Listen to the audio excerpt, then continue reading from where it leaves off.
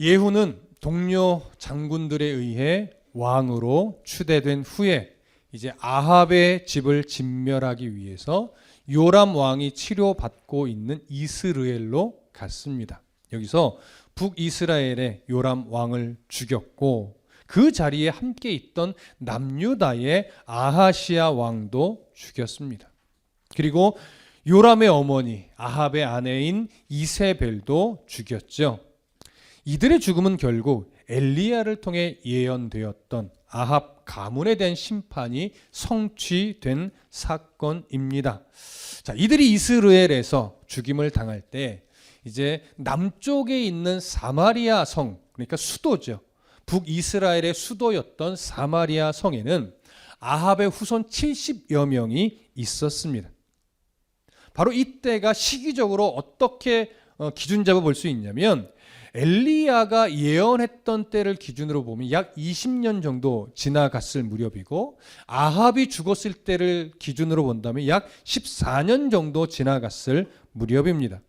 이렇게 하나님의 심판은 아합 집에 속한 모든 남자를 멸하는 것이었죠. 그 출발점이 바로 요람이 죽고 아하시야가 죽고 이세벨이 죽는 것이었습니다. 따라서 예후는 현재 사마리아 성에 있는 아합의 후손 70여 명도 모두 죽여야 합니다. 그래야 하나님의 예언, 하나님의 그 심판이 온전히 성취되는 것이고 또 이렇게 죽여야 나중에 왕위 계승자라고 하면서 반역할 수 있는 그 요소도 제거되는 것이기 때문입니다. 이렇게 오늘 우리가 읽은 본문은 아합의 가문이 철저하게 진멸되는 그러한 내용을 다루고 있습니다. 자, 본문으로 들어가겠습니다. 1절부터 3절까지 우리 함께 읽도록 하겠습니다. 시작.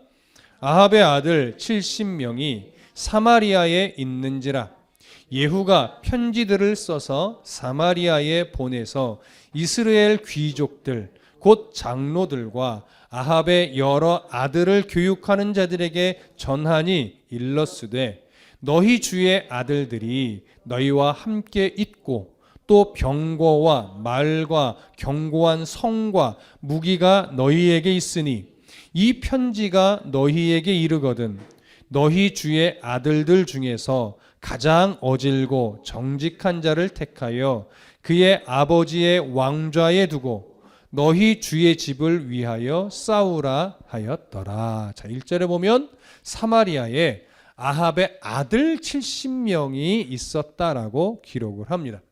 여기서 아들로 번역된 히브리어가 빠님이라고 하는 단어를 쓰는데 이 빠님은요 아들에게만 국한된 의미의 단어가 아니고 손자들까지도 포함하는 조금 넓은 의미의 단어입니다. 따라서 오늘 번역은 아들로 번역했지만 사실은 후손으로 번역하는 것이 훨씬 더 정확합니다. 그래서 아들들, 손자들까지 한 70여 명의 남자들이 그 사마리아 성에 지금 있었던 것이죠. 이렇게 70여 명의 후손들이 있었는데 제가 왜 70여 명이라고 표현을 하느냐?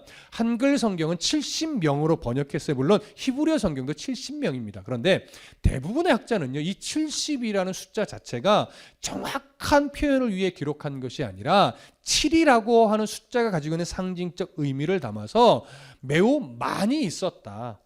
그러니까 사마리아의 아합의 후손이 꼭 70명으로 딱 한정돼서 있는 것이 아니고 70명 내외로 매우 많은 수가 사마리아 성에 현재 거주하고 있었다라고 하는 것을 드러내기 위해서 70이라는 숫자에 맞춰 기록한 것으로 보고 있습니다. 그래서 현재 사마리아 수도인 사마리아 성에는요 아합의 후손으로서 나름 권력을 갖고 힘께나 쓰는 후손들이 70명 내외로 상당히 많은 수가 있었고 그들과 함께 여러 귀족들, 지도자들이 수없이 많이 있었던 것입니다. 자, 이때 예후는요 이제 요람 왕을 죽이고 아하시야 왕을 죽이고 이세벨을 죽였기 때문에 최종적으로 아합의 집을 진멸하기 위해 군사를 이끌고 당장 사마리아로 쳐들어가지 않았어요. 오늘 성경을 보니까 군사를 이끌고 사마리아 성에 가기 전에 먼저 편지를 보내요. 근데 누구에게 보낸 거냐면 아합의 후손들에게 보낸 것이 아니고요. 사마리아 성에 있는 정치적 지도자들에게 보낸 거예요. 그러니까 어떤 대표되는 인물이 있었겠지요. 그래서 그 대표되는 지도자에게 그 편지를 썼는데 그 편지의 내용은 결국 뭐냐면 사실은 그들을 회유하고 자기의 반란에 너희들도 대적하지 말고 동참해라. 이렇게 요구하고 싶었던 거예요. 근데 직접적으로 그렇게 요구하지 않고요. 약간 돌려서 말합니다. 왜 이렇게 약간 돌려서 자기 편의 설기를 권고하는 거냐면 사마리아 성은요. 나름 어느 정도의 군사력도 가지고 있었어요. 당연히 수도니까 군사력이 없을 수가 없죠. 그래서 군사력도 가지고 있었고 사마리아 성의 지리적 위치 자체가 군사 전략적 요충지이기도 했고 천혜의 자연 환경을 갖고 있었어요. 매우 요새처럼 견고한 그런 성이었어요. 그래서 쉽게 함락되기 어려운, 그러니까 철저하게 문을 걸어 잠기고 버티면 이게 잘 공격하기 어렵고 이길 수는 있겠지만 양측의 피해가 엄청 클 수밖에 없는 그런 상황이었던 거예요. 그러니까 지금 이 예후는요, 양쪽에 큰 피해를 입는 전쟁을 하기 전에 할 수도 있지만 그러기 전에 피해를 크게 보지 않고 그 후손들을 진멸할 수 있는 방법이 뭘까 고심하다가 바로 그 사마리아 성에 있는 지도자들을 회유하는 방법을 선택한 것입니다. 그래서 편지를 딱 보내요. 근데 이 편지를 보낼 때요, 아마도 이 편지가 예후의 편지가 이 지도자들에게 보내어진 것을 아합의 후손들은 아직 모르고 있었던 것 같습니다. 그러니까 나름 은밀하게 편지가 전달이 된 거예요. 자, 상황을 이해하시죠? 자, 그러면 그 편지의 내용이 오늘 본문이 어떻게 되어 있느냐? 자, 2절을 보시면 3절을 보시면 이렇게 되어 있어요. 너희 주의 아들들 중에서, 여기 너희 주라는 건 누구예요? 요람을 말하는 거죠. 뭐 크게 보면 아합을 말하는 거지만 당시 왕이 요람이었기 때문에 요람을 말하는 거예요. 그래서 너의 주의 아들들 중에서 가장 어질고 정직한 자를 택하여 그의 아버지의 왕좌에 두고 너희 주의 집을 위하여 싸우라, 이렇게 적었어요.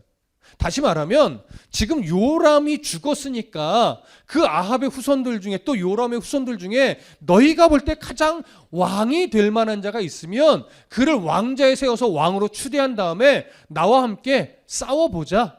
그래서 정말 누가 왕인지 결판을 내보자, 이런 말이에요. 여러분, 이 말이 정말 싸우자는 걸까요? 아니에요, 여러분. 예후가요 아주 당당하게, 야, 니들 내가 벌써 이제 실권을 잡았는데 나 이제 곧 사마리아로 쳐들어갈 거야. 근데 나와 전쟁을 하려면 그 후손들 중에 한 명 왕으로 세우고 정말 제대로 한번 붙어보자. 자신 있으면, 이 얘기예요. 이렇게 당당하게 말한 이유가 뭐겠어요? 그들에게 싸울 의지를 완전히 무너뜨리기 위함이에요. 그래서 너희가 정말 맘먹고 나와 한번 겨루어 보든지, 아니면 지금 이 편지를 받는 즉시 너희들 항복하고 예후를 왕으로 섬기기로 결심하든지 둘 중에 하나 선택해, 이런 의미죠. 고도의 심리 전술입니다. 당당하게 편지를 써서 그들의 마음을 완전히 무너뜨리고 예후의 편에 서게 하기 위함이죠. 그러면서 피비린내 나는 전쟁을 가능하면 하지 않으려 했던 거예요. 왜냐하면 어차피 싸워서 죽으면 자기 동족들이 죽는 거잖아요. 무슨 말씀 이해되시죠? 자, 그렇게 편지를 써서 보내자 이제 사마리아 성에 있던 지도자들이 어떤 반응을 보이겠죠? 그 내용을 보겠습니다. 자, 4절과 5절입니다.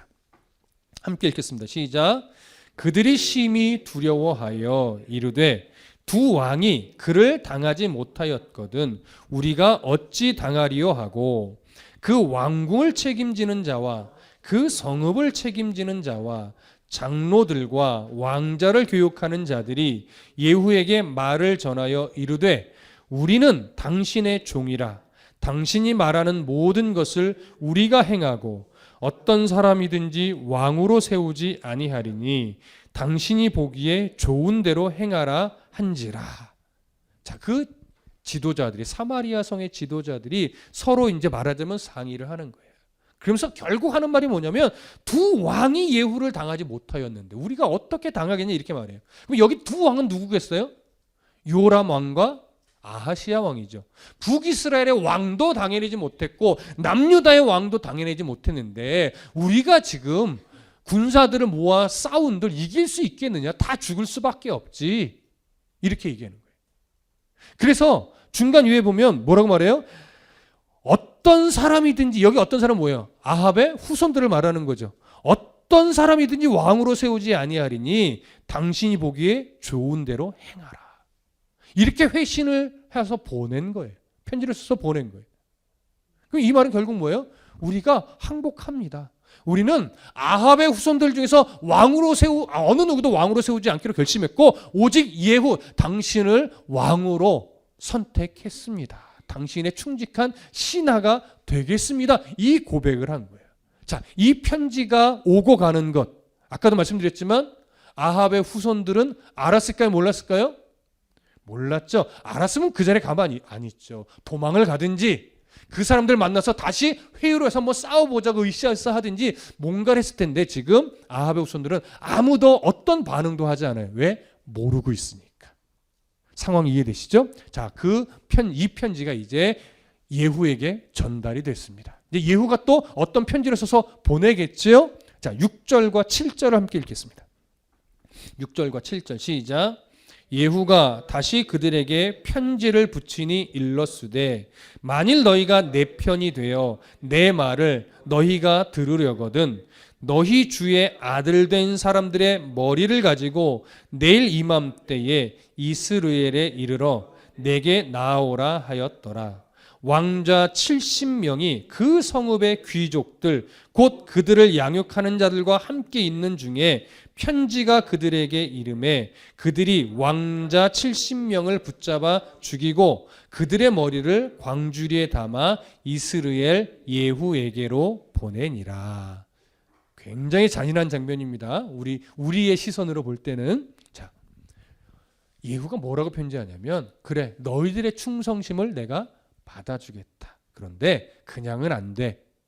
너희들과 함께 있는 아합의 후손 70명 있지? 그들의 머리를 광주리에 담아서 가져와. 이렇게 얘기한 거예요. 그러니까 충성심도 시험하게 되고 그러면서 자기 손에 피를 묻히지 않고 하나님의 뜻도 하나님의 그 심판도 이루겠다는 거예요. 이렇게 되면 죽이지 않아도 될 사람까지 죽이는 일은 벌어지지 않죠. 딱 아합의 후손들만 죽일 수 있는 거예요. 그래서 이 편지가 사마리아 성의 지도자들에게 전달되자마자 그들은 아합의 후손들을 다 붙잡아서 참수형을 합니다.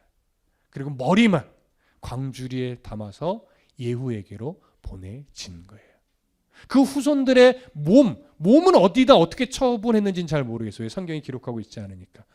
중요한 건 머리만 모아서 광주리에 담아 보내진 거예요. 너무나 잔인하죠.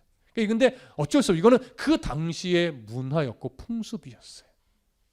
자, 그렇게 해서 머리를 광주리에 담아서 예후에게 보냈더니 이제 그들의 후손들의 머리를 받은 예후가 또 어떤 행동을 취하게 되는데 그 장면을 보겠습니다. 8절부터 11절까지 함께 읽습니다. 시작. 사자가 와서 예후에게 전하여 이르되 그 무리가 왕자들의 머리를 가지고 왔나이다. 이르되 두 무더기로 쌓아 내일 아침까지 문 어귀에 두라 하고 이튿날 아침에 그가 나가서서 뭇 백성에게 이르되 너희는 의롭도다. 나는 내 주를 배반하여 죽였거니와 이 여러 사람을 죽인 자는 누구냐? 그런즉 이제 너희는 알라. 곧 여호와께서 아합의 집에 대하여 하신 말씀은 하나도 땅에 떨어지지 아니하리라. 여호와께서 그의 종 엘리야를 통하여 하신 말씀을 이제 이루셨도다 하니라.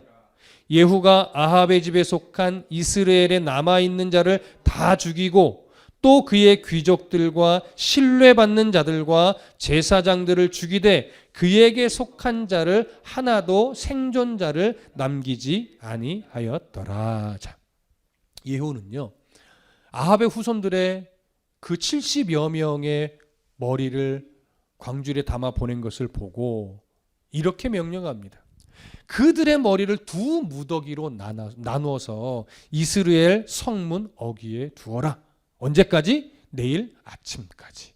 이렇게 명령해요. 그러니까 이런 것을 보아 아마도 저녁 때쯤 머리를 가지고 온 것이 아닌가 이렇게 여겨져요. 그래서 내일 아침까지 두래요. 여러분 왜 아침까지 성문 어귀에 두라고 한 것일까요? 이스라엘에 있는 모든 백성, 성문 어귀를 지나다니는 이스라엘의 모든 백성들이 그 머리 무더기를 보게 하기 위함이에요. 왜 그러면 그 아합의 후손들의 머리 무더기를 백성들로 하여금 보게 한 것일까요? 이유는 몇 가지 되겠죠. 자, 첫 번째는 이스라엘에 있는 백성들이 모두 그 머리 무더기를 보면서 반역의 마음을 감히 품지 못하도록 하기 위함이겠죠. 이건 동서양이 다르지 않습니다. 대부분 그런 케이스는 겁을 먹고 그 반란의 생각을 전혀 못하게 하기 위함이죠. 그 다음에 두 번째는 또 어떤 이유일까요? 그 모습을 보면서 사마리아 성에 있던 아합의 후손들이기 때문에 이미 수도인 사마리아 성의 권력도 권세도 누구 아래 들어와 있음을 보여줘요? 예후의 손 아래 들어왔음을 보여주는 거예요. 그러니까 이미 전세가 다 기울어졌고 끝났다. 그러니까 너희들 반역하려고 하는 의지 생각도 하지 마. 이런 의미가 함께 담겨 있는 거죠. 그러면서 자연스럽게 선언되는 게 뭐냐면 이제 아합의 가문, 오므리로부터 시작됐으니까 사실은 오므리 왕조예요. 그러나 아합이 우상숭배의 절정을 이뤘기 때문에 아합 가문이라고도 표현이 되는 것뿐입니다. 그 오므리 왕조가 이제 완전히 끝났고 새로운 왕조가 시작되는데 예후로부터 시작된 새로운 왕조가 시작되었음을, 다시 말하면 예후가 북이스라엘의 왕이 되었음을 선언하는 모습과도 같다고 할 수 있습니다. 그리고 여기서 뒤에도 나오지만 한 가지 더 이야기하자면 약 20여 년 전에 엘리야가 예언했던 하나님의 심판, 아합 가문에 대한 심판이 이렇게 성취되어졌음을 백성들에게 보여주는 의미도 됩니다. 이 부분은 잠시 뒤에 나올 거예요. 자, 그런 의미로 이제 내일 아침까지 두 무더기로 나눠서 성문어기, 광장 같은 것이고 재판도 이루어지는 것이고 시장도 있는 곳이에요. 가장 많은 사람들이 늘 지나다니는 그곳이죠. 그곳에 아침까지 두라 했고 그렇게 하룻밤이 지나 아침이 되어서 많은 백성들이 다 그 머리 무더기를 보았습니다. 그 다음에 예후가요 백성들을 다 성문어기 광장으로 불러 모아요. 그때 그들 앞에 서서 이제 말을 하는데 뭐라고 말하냐면 너희는 의롭도다. 나는 내 주를 배반하여 죽였거니와 이 여러 사람을 죽인 자는 누구냐 이렇게 말해요. 자, 이 의미를 우리가 이제 좀 살펴봐야 돼요. 처음에 너희는 의롭도다 이렇게 말. 여기서 말한 너희는 누굴까요? 백성들이죠. 백성들은 의롭다라고 먼저 선언을 해요. 이 말은 뭐냐면 사실은 백성들의 마음을 1차적으로 얻으려고 하는 말이에요. 그럼 어떤 의미에서 백성들의 마음을 얻으려고 하는 거냐면 지금 아합의 가문이 다 진멸이 됐는데 그 후손들이 다 죽었는데 이들의 죽음에 너희들은 책임은 없다. 이 죽음의 책임은 누구예요? 성경이 이렇게 말하죠. 나는 내 주를 배반해서 죽였다. 여기서 말하는 내 주는 누구예요? 요람 왕이죠. 나는 요람 왕을 죽였다. 그래서 뒤에 또 뭐라고 말해요? 이 여러 사람을 죽인 자는 누구냐 이렇게 말해요. 여기 여러 사람은 누구예요? 아합의 후손들이죠. 이 후손들은 누가 죽인 거예요? 사마리아 성의 귀족들, 지도자들이 죽인 거예요. 그러니까 예후는요 아합의 가문을 나 혼자 진멸한 게 아니야. 아합의 가문은 사마리아 성의 지도자들도 합세해서 함께 죽인 거야. 그러니까 이 반란은 단순하게 나 한 사람의 정치적 야욕으로 일어난 사건이 아니고 사마리아 성의 지도자들까지도 인정하고 함께 일으킨 것이니 이건 단순하게 욕심으로 이루어진 사건이 아니다. 아합 가문 자체가 너무나 극악한 통치를 했기 때문에 이건 저 모든 지도자들의 동의하에 일어난 일이니까 너희들 내 이 반란을 내 악감정을 품지 않기를 바란다. 이런 의미가 담겨 있는 거죠. 그리고 여기에는요 사실은 한 가지가 바탕이 좀 깔려 있어요. 그렇게 볼 수 있어요. 무엇이 바탕에 깔려 있냐면 아합 집에 대한 진멸은 나와 사마리아 성의 지도자들이 함께한 일이지만 사실 너희들도 죄 없다고 여기지는 마라. 겉으로는 뭐라고 말했어요? 너희는 의롭다라고 하면서 그 일에 너희들의 책임이 없다라고 말했지만 그 이면에는요 너희들을 대표해서 우리가 한 것이지 너희들은 죄 없다라고 그렇게 생각하지 마. 너희들과 내가 사실은 아합 가문이 얼마나 극악한 통치를 했는지 알잖아. 너희들도 싫어했잖아. 그걸 우리가 대신해 준 거야. 이런 마음이 사실은요, 그 바탕에 깔려 있는 거예요. 이런 무슨 말씀 이해되시죠? 자, 그러기 때문에 예후가요 이렇게 말해요. 그런즉 이제 너희는 알라. 그런즉 백성들아, 너도 이제 분명하게 알아라. 이렇게 말하면서 이제 말을 이어가는데 뭐라고 말하냐면, 여호와께서 아합 집에 대하여 하신 말씀은 하나도 땅에 떨어지지 아니하리라. 여호와께서 그의 종 엘리야를 통하여 하신 말씀을 이제 이루셨도다. 자, 여기 정확하게 이제 언급하죠. 이 아합 가문의 진멸은 단순하게 나의 어떤 반역으로 시작된 것이 아니야. 이 사건은 이미 20여 년 전에 엘리야를 통해서 하나님이 예언을 주셨던 그 심판 예언이 성취된 거야, 이 얘기예요. 자, 이 말을 왜 백성들에게 하는 걸까요? 두 가지죠. 아까도 언급했지만 이건 단순하게 내 반역 감정으로 향한 일이 아니다. 이거는 여호와 하나님의 뜻을 내가 성취한 것뿐이야. 그러니까 나를 비웃거나 손가락질하지 마, 이런 의미가 되겠죠. 또 하나는요, 이것이 하나님의 심판이 성취된 일이기 때문에 이 반란의 배후에는 누가 있음을 드러낸 거예요. 여호와 하나님이 이 반란의 배후에 있다라고 하는 걸 지금 언급한 거예요. 그렇다면 하나님의 심판을 아합 가문이 20여 년 전에 하나님이 심판하겠다고 한 이 예언을 백성들도 알고 있다는 얘기예요? 모르고 있다는 얘기예요? 알고 있으니까 이렇게 말하죠. 모르고 있는데 이렇게 말하면 뭐야, 난 알지도 못한, 이렇게 반응하겠죠. 백성들도 엘리야가 아합 가문에 대한 심판을 예언했다는 걸 다 알고 있었다는 얘기예요. 그동안 잊어먹고 살았을 뿐이지 알고 있는 거예요. 그러니까 이 말이 사실 힘을 얻는 거예요. 왜? 알고 있는데 눈앞에 이제 20여 년이 지난 후에 눈앞에 정말 그 사건이 일어났으니까 하나님도 아합 가문을 싫어하셨구나. 정말 진짜로 심판하신 거구나. 이런 의미가 되죠.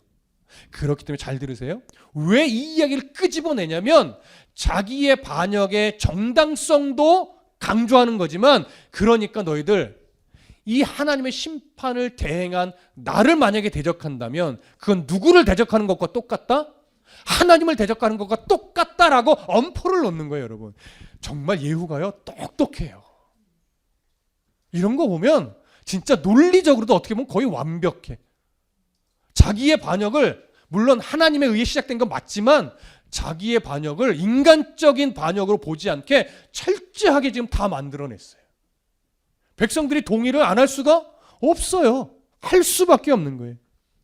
이렇게 정당성을 딱 말하고 아합의 가문이 정말 하나님에 의해 다 진멸되었음을 말하면서 이제 나머지 심판을 이행하는데, 자 11절을 보시면 이렇게 되어 있어요. 예후가 아합의 집에 속한 이스라엘에 남아있는 자를 다 죽이고 또 그의 귀족들과 신뢰받는 자들과 제사장들을 죽이되 그에게 속한 자를 하나도 생존자를 남기지 아니하였더라. 여러분, 이 말은요, 드디어 이제 아합 가문에 있는 남자들이 하나님 말씀대로 다 심판되자 이제 나머지를 최종적으로 그것까지 확인을 하고 나서 나머지를 진멸하는데, 이스라엘에 있는 뭐예요? 귀족들. 이 귀족이란 건 뭐냐면 아합의 친척일 수도 있고 아합의 정치적인 편에 서서 끝까지 아합 편에 서 있던 자들도 있고, 또 하나는요, 여러분 그 20여 년 전에 그 나봇의 포도원 사건 때 이세벨의 편지를 받고 여러 귀족들이 아합 편에 서서 나봇을 죽이는 일에 앞장섰거든요. 그 앞장섰던 인물들일 수도 있어요. 거기에 동조했던. 근데 그러면 그들도 하나님의 심판의 대상이 되어버리는 거죠. 그리고 또 한 분은 뭐예요? 여기 보면 제사장을 언급하죠. 어떤 류의 제사장일까요? 바알의 제사장이에요. 이방의 제사장. 그들까지도 다 싹 진멸합니다. 그러니까 이스라엘 안에서는 아합 가문과 관련된 남자들이 바알의 제사장들까지 다 온전하게 진멸을 한 거예요. 열왕기상 19장 17절에 보면 이런 말이 있어요. 하사엘의 칼을 피하는 자는 예후가 죽일 것이요. 그러니까 예후가 철저하게 아합 가문에 속한 자들을 다 진멸하여 하나님의 심판을 지금 철저하게 이행하고 있음을 드러내는 거예요. 그러나 아직 끝나지 않았어요. 이제 어디를 최종적으로 가서 진멸할 대상을 찾아 진멸해야 돼요? 사마리아 성으로 가야 되는 거죠. 그건 우리가 다음 시간에 살펴볼 겁니다. 자, 오늘 우리가 이 본문을 보면 아직은 이제 이스라엘에서 사마리아로 가기 전인데 이스라엘에서 왕들을 죽이고 거기서 편지를 써서 사마리아 성에 있는 아합의 후손들까지도 다 진멸하고 그것까지 확인한 다음에 이스라엘에 남아있는 나머지 아합 가문과 관련된 사람들까지도 다 죽이면서 철저하게 진멸했는데 이 진멸이요 사실 매우 잔인해요. 그러다 보니까 가끔은 이렇게 말하는 사람들도 있어요. 야, 하나님 꼭 이렇게 잔인한 방법으로 진멸해서야 하는가? 이런 질문을 좀 던지기도 했는데 이것은 당시 문화와 관련된 것이고 하나님이 싫어하는 악을 우상 숭배와 관련된 악을 철저하게 심판하는 모습으로서 하나님이 이마만큼 진노하셨다라고 하는 사실을 드러내는 모습입니다. 우상 숭배를 얼마나 하나님이 경멸하고 싫어하는지가 정확하게 드러나는 거예요. 그래서 단순하게 너무 잔인한 것 아닙니까? 이런 차원으로만 보실 필요는 없을 것입니다. 자, 이제 우리가 오늘 이 본문을 통해서 정리해야 될 것이 무엇일까요? 여러분들은 이런 과정의 모습을 보면서 무엇을 느끼십니까? 하나님은 정말 우상 숭배를 이렇게 싫어해요. 근데 그 당시는 보이는 바알 숭배를 하는 것 같은 아주 철저하게 눈앞에 정확하게 드러나는 우상 숭배지만 오늘날 이 우상 숭배는 우리 삶에 사실 가까이 있어요. 여러분들이 우상 앞에 절하지는 않아요. 저와 여러분들이. 그러나 우리들도 우상 숭배에 버금가는 악행들, 악한 마음들, 악한 습관들을 가지고 살죠. 여러분 그게 뭘까요? 각자가 조금씩은 다 다를 겁니다. 그러나 구약 시대에서 표면적으로 드러나는 우상 숭배는요, 신약 시대는 어떻게 정의가 되냐면 하나님보다 더 사랑하는 것, 하나님보다 더 의지하는 것, 하나님보다 더 신뢰하는 것, 이것들이 모두가 다 우상이에요. 그래서 여러분, 돈이라고 하는 것, 물질이라고 하는 것, 그 자체로 선일까요? 악일까요? 선도 아니고 악도 아니에요. 우리에게 주어진 물질, 재물을 하나님이 공급하신 것으로 인정하고 바르게 사용하면 그건 선이 돼요. 그런데 하나님이 공급하신 그 물질을 하나님이 기뻐하시는 방향성으로 사용하지 않고 돈이면 다 되라고 하는 이해를 가지고 물질 만능주의적으로 바라보며 어떻게 쓰든지 돈을 목적으로 살아가고 있다면 그 순간 그 돈은 선이 아니라 만몬이라는 신이 되는 거예요. 그러면 우상숭배예요. 얼마나 많은 돈을 버느냐가 중요하지 않아요. 그 사람이 부자냐 가난하냐 중요하지 않아요. 내가 하나님보다 돈을 더 중요하게 여기며 돈을 목적으로 살아가고 있으면 우리는 하나님을 섬긴다 말하면서 만몬을 섬기고 있는 거예요. 우리가 저렇게 이쁜 하임이 너무나 사랑하고 하임이를 위해서 기도하지만 때로는요, 하임이의 부모님이 조심해야 될 게 뭐예요? 하임이를 우상으로 만들지 않아야 돼요. 그러니까 왜 이런 말을 해요? 많은 부모가 때로는 자녀가 우상이 되어 있어요. 자녀를 하나님보다 더 사랑하고 자녀를 하나님보다 더 소중히 여긴다면 그 자녀는 하나님이 내게 선물로 주셔서 믿음으로 양육해야 될 대상이 아니라 하나님보다 더 아끼고 사랑하는 우상이 되는 거예요. 하나님이 아브라함에게 시험한 게 그거잖아요. 왜 이삭을 제물로 바치라고 해요? 정말 인신제물을 원했어요? 아니죠. 하나님보다 이삭을 더 사랑하시는지 마지막으로 테스트한 거잖아요. 자식도 자녀도 얼마든지 우상이 될 수 있어요. 여러분 목사에게 적용해 볼까요? 목사는요, 잘 들어보세요. 목사는 성경이 우상이 될 수도 있어요. 제가 가끔 그런 생각이 들어요. 나는 성경을 매일 연구하는데, 저는 성경을 매일 연구하는데 내가 정말 하나님의 마음을 발견하고 깨닫고 그 말씀대로 순종하며 성도들에게 바르게 가르치려고 연구를 하는 것이냐, 아니면 나는 습관적으로 내 직업병처럼 성경을 연구하는 것인가, 이런 생각을 문득 할 때가 있어요. 그 정신을 번쩍 차리려고 하죠.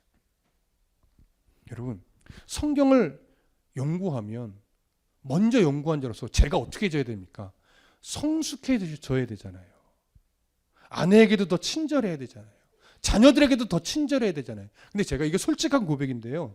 성경을 막 연구하다 보면 아침에 딱 가서 이제 막 이것저것 정리하고 성경 연구를 딱 피잖아요. 그럼 바로 막 집중이 잘 될까요? 그렇지 않아요. 막 씨름을 해요. 막 졸음과도 씨름하고 왜 이렇게 어려운 거야? 왜 안 들어와? 이렇게 이 책은 이렇게 이런데 저 책은 또 어렵고 막 이러면서 혼자 씨름해요. 막 정리를 해내려고 막 메모하고 구분하고 뭐가 옳을까 생각하고. 근데 그러다가 가끔 이제 아내한테 딱 전화가 와요. 나 어디 좀 가야 되는데.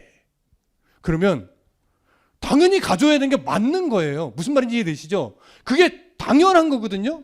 근데 저는 하필 왜 지금이야. 나 요것만 좀 더 마무리를 해야 되는데. 그래서 제가 이제 웃으면 그래 알았어 같이 가줄게 하고 웃으면서 막 반갑게 가져야 되는 때로는 알았어 빨리 와 이럴 때가 있어요. 미안하잖아요. 근데 제 안에 무슨 씨름이냐면 너 참 야 성경을 연구한다는 목사가 아내가 그런 거 부탁하면 기쁘게 해줘야지. 너는 성경을 연구한다면서 거기에 그냥 갑자기 마음이 좀 그래가지고 기쁘게 못 가지고 너 진짜 목사 맞냐? 이런 거예요. 그럼 내가 지금 하나님의 마음을 배우고 있는 거냐? 여기에 노예가 돼서 이것 때문에 아내의 마음을 불편하게 하는 그런 남편이냐? 제가 제 방 1등을 지금 찍었죠? 저도 노력하려고요. 이런 거예요, 여러분. 이게 별거 아닌 것 같지만 자칫 저도 성경이 하나님의 마음을 알아가는 도구가 아니고 저에게 성경이 우상이 될 수 있어요. 목회가 우상이 될 수 있어요. 여러분, 남편이 우상이 될 수도 있고요. 아내가 우상이 될 수도 있고 자녀의 학교가 우상이 될 수도 있고 여러분의 사업이 우상이 될 수도 있고 얼마든지 우리 주변에 우리가 우상처럼 소중하게 여길 수 있는 것들이 많습니다. 근데 그것들을 소중히 여기고 아끼는 것은 당연한 거지만 하나님보다 더 사랑하고 하나님보다 더 소중하게 여기고 하나님보다 더 귀하게 여기면 그것 때문에 전전긍긍하고 불안해하고 염려에 매인다면 여러분 오늘 아합 가문을 진멸하려고 했던 하나님의 그 안타까운 마음이 오늘 우리에게도 향할 수 있는 거예요. 오늘 이때처럼 진멸하지는 않죠. 이때처럼 잔인한 방법을 사용하지는 않죠. 그러나 하나님은요 그럴 때마다 깨닫게 역사해요. 상황을 통해서 설교를 통해서 누군가의 입술을 통해서 내가 하나님보다 지금 물질을 더 의지하고 있구나. 내가 하나님보다 지금 자녀를 더 의지하고 있구나. 하나님보다 내가 아내를 남편을 또는 성경을 또는 교회를 건물로서의 교회를 내가 더 의지하고 있구나. 여러분 이러고 생각해야죠. 아합 가문의 진멸, 그 멸망이 단순하게 수천 년 전에 구약시대 이스라엘에서만 일어났던 사건이라고 나와 분리시키지 마십시오. 얼마든지 또 다른 모습으로 내게도 일어날 수 있는 일이라고 하는 각성을 가지고 하나님 앞에서 우상 숭배하지 않는 하나님만을 삶의 목표와 하나님만을 삶의 이유와 하나님만을 삶의 최선의 가치로 여기고 살아갈 수 있는 그런 성도가 되어 주시기를 간절히 소망하고 축복합니다. 기도하겠습니다.